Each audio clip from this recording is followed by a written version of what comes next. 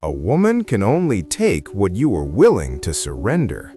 Most of you blame the Ovinuyons of this world for being expensive, but you never ask yourself why you were so desperate to pay the price.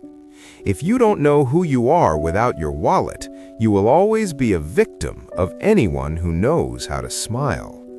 Today, we stop looking at her entitlement and start looking at your emptiness. Welcome back to Modupe Steeze. We've seen the wreckage of Chidi's bank account and the coldness of Ovinuyon's heart, but now we enter the classroom. This is part 3, the mirror of self-discovery. Before you can lead a woman or even love a woman, you must be a master of yourself. If you're ready to stop being a sponsor and start being a man of substance, let's get into it. The truth is hard to swallow. Chidi wasn't just a victim of Ovinuyon, he was a victim of his own lack of identity. He thought that by spending, he was proving his value. He thought that if he could provide the soft life, he would be indispensable. But listen to me, when you use money to buy a seat at the table of love, you are just a customer. And the moment the cash stops, the service ends. Here is the first lesson that most men skip. Never walk into a woman's life pretending to own what you don't. The first time you meet her, or even the last time, do not perform a version of yourself that requires a budget you cannot sustain. If you show her the White House on day 1, she will expect the White House on day 1000. Present who you actually are, because a woman worth keeping will stay for the man, not the mansion. Self-discovery is the first armor you must put on. It means knowing your no as clearly as you know your yes. Chidi didn't know his limits because he was too busy trying to be a hero in a movie he couldn't afford to produce.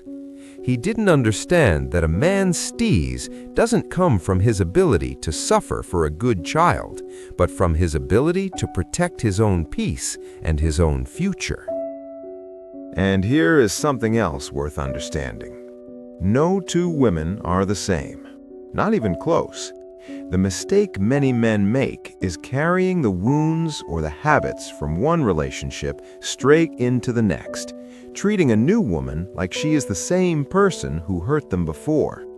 Every woman you meet deserves to be read on her own terms, not through the lens of someone else's chapter. If you've realized that you've been using your bank alerts to cover up your insecurities, drop a mirror in the comments. And if this series is speaking to something real inside you, subscribe now, because part 4 is where we learn how to read the room before you open your wallet. Let's look at the foundations. First, the power of bounds. Setting boundaries isn't being stingy, it's being responsible. A man who cannot say, "I cannot afford this," is a man who is not yet free. Your boundaries tell the world how to treat you. Next, the identity check. Ask yourself, if I lost my job and my car today, would I still feel like a king? If the answer is no, then your confidence is rented, not owned. You must find your value in your character, your vision, and your mind, not just in your otagu status. Here is your homework for part 3. Write down 3 things you offer a relationship that have absolutely nothing to do with money.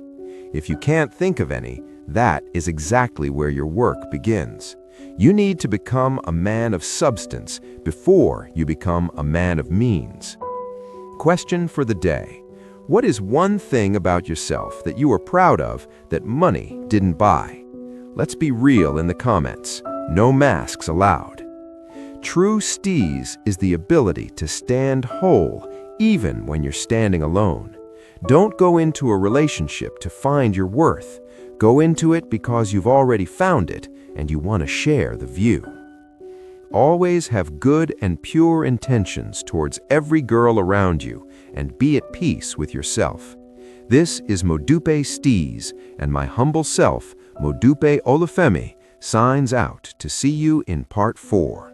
where we talk about the different types of women and how to choose wisely.